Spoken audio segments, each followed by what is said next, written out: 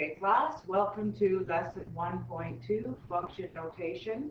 Taking a look at the warm-ups, this is from kind of last day's lesson. Question 1, which of the following are functions? State why or why not. Looking at the mapping example in A here, we notice that as we look at each x, does each x have its own y?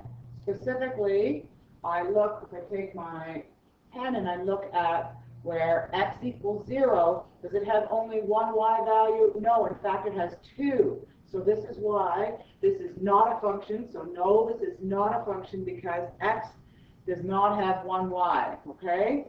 So for example, the x value here of 0 has two y's where it should only have one. Looking at example B, as you look at each x value and you compare it to y, each x has its own y. So yes, this is a function. Please don't be confused about this section here. Each x can share a common y, but as long as x doesn't have two y's. Okay? So that's from the mapping. Then when you take a look at example C here, ladies and gentlemen, it's a graph. So we're going to do our vertical line test. So imagine me drawing a straight line. Let's see how good it'll go here. Okay, and if I select that line, as I move it from left to right, it will only hit this line at any one time. Therefore, it is a function because it passes the vertical line test. Let's take a look at D and use the same ruler effect. Okay, as we go from left to right, at any point, is it just hitting the line once? Absolutely. So this is also a case where both of these are functions because they both pass the vertical line test. All right, let's move on to our lesson. Function notation. In algebra, we use variables x and y to represent numbers. With functions, since each x value leads to only one y value, we don't write y anymore. Instead, we use either f at x, g at x, h at x to represent the dependent variable. The notation here, ladies and gentlemen, if I just get my marker out, f of x, or you can say it f at x, okay? If we take a look at this example here, since y equals x squared plus 2x plus 4 is a function, we will rewrite it as f at x equals x squared plus 2x plus 4. All we're doing, folks, is saying that y equals f at x because it belongs to, it's a function. Okay? If you're planning to take 4U functions, this is the notation that they will use. So please try to adapt this. Taking a look next down here, we've got f at 3. What does that mean? That means to find y when x equals 3. So take this above expression. Wherever you see an x, you replace it with a 3 in all of your substitutions there, and then solve. So f at 3 equals 19. Okay. Remember that y and f at x are essentially the same things. All we do is we note that when it's f at x, we have distinctly identified the relation as a function. Okay? Whereas when you have this y equals, it could be just a relation, or it could be a function, or it could be both. So we're trying to specify more that we're dealing with functions. So you're going to see f at x, g at x, h at x a lot. Okay? Now take a look at these examples. So say we're given three expressions. Say we're given an f at x expression, a g at x expression, and an h at x expression. Okay? Hopefully look at the first one and you can recognize, hey, it's to the power of 3, so that's kind of like a cubic relation. The second one, g at x, it's a linear relation because there's no exponents. And this one, h here, this is going to be a new parent function called a reciprocal function. So we're going to get to that in a couple lessons. But that's the reciprocal function. It's got a pretty neat graph. Okay? So moving along now to work with the function notation part, it says here for the first question, f at 2. So basically you're going to take the f at x function, wherever you see an x, you're going to replace it with a 2, and then you simplify to evaluate. Basically what that means, folks, is that if x is 2 and y is 17, that means point 217 is on the graph of that function f at x. All right? Looking at another example here, B. g at negative 4. So first of all, go to your g at x function here, okay? And wherever you see an x, you're going to sub in a negative 4. This is a linear relationship, so when you sub it in, you're going to get an ordered pair of when x equals negative 4, y, or g at negative 4 is negative 7. What does that mean? That means that point negative 4 and negative 7 are on the graph of g at x. Please note that it's not on the graph of f at x. It's on the graph of g at x. Okay? Awesome. Keep moving on, guys. Again, if you need to try these on your own on a scrap sheet of paper, give this a try.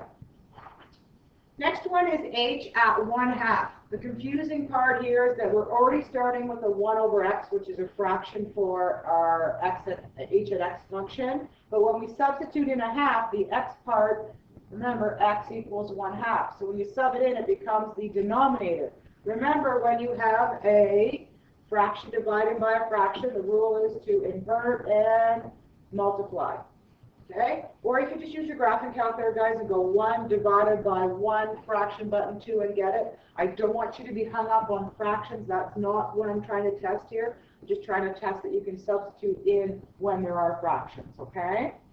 So once you've inverted and multiplied and you cancel, you find out that the solution is at 2. So what does that mean? That means ordered pair of 1/2 and 2 lies on the graph of x at h. Last one, which I would say is the most tricky one, ladies and gentlemen, is when you're subbing in for a variable and you're replacing it by a variable with a coefficient. So in this case, we're going back to the f at x expression from the beginning, and where we see an x, you're subbing in 3b. Okay? So replace x with 3b, and the tricky part here, folks, is remembering that the exponent of the cubed affects both the numerical coefficient 3, so 3 cubed is 27, and b to the power of 3 becomes b cubed. Okay? Simplify, collect like terms, and again you have a cubic expression here because it's raised to the power of 3. Alright, moving on, guys. Next part is use a graph to evaluate. So in this case, guys, we have f at negative 3. So hey, x equals negative 3 because that's where it's replaced by. So what does the y value mean? So looking at, well, apologies for that, guys. So looking at where x equals negative 3, I go up to where it hits the graph. And what's our answer for when x equals negative 3? We notice that what? That y equals 3, okay? Apologize, something shifted on my graph here. Just give me 1 second. I'm trying to figure out why that shifted.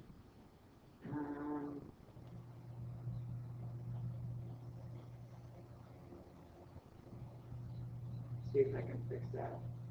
There. Okay, so I apologize. Let's start that over because somehow the graph shifted on me when I was using my eraser. I apologize for that. So let's try that again, guys. When you take a look at this first example A, f at negative 3 here, okay, we notice that, hey, x has been replaced by negative 3. So let's go on our graph and find out where x is negative 3. We go up, and what's our y value, guys? Our y value is 3. Let's try the next one. F at 0 equals 3. So what we know is that x equals 0. So on our x equals 0, we go up and we find out that y equals 3. Okay?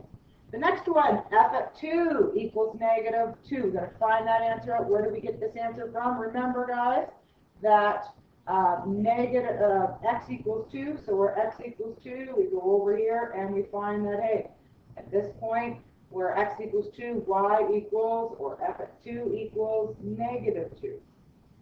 Okay? Last one, and it's a tricky one, folks. It works a little backwards. So in this case, we aren't given the x value to find y, but we're given the y value. So think, y equals 6.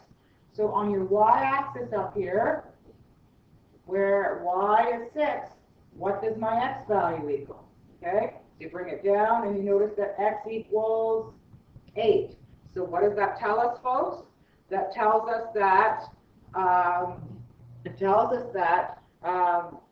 when we have y, or the function totaling 6, that our initial input value is 8. So how do we write that? F of 8 equals 6, because you figured out that x equals 8, so you just sub it into the function. All right? Any questions with that, ladies and gentlemen? Please come see me in class. Here's our homework for today, guys. Page 22, numbers 1, 2, 5, 6B, 10, A, B, D, and whenever I start a question, folks, that means it's a little bit more challenging. So 16 and 17. Good luck, and see me if you need any help.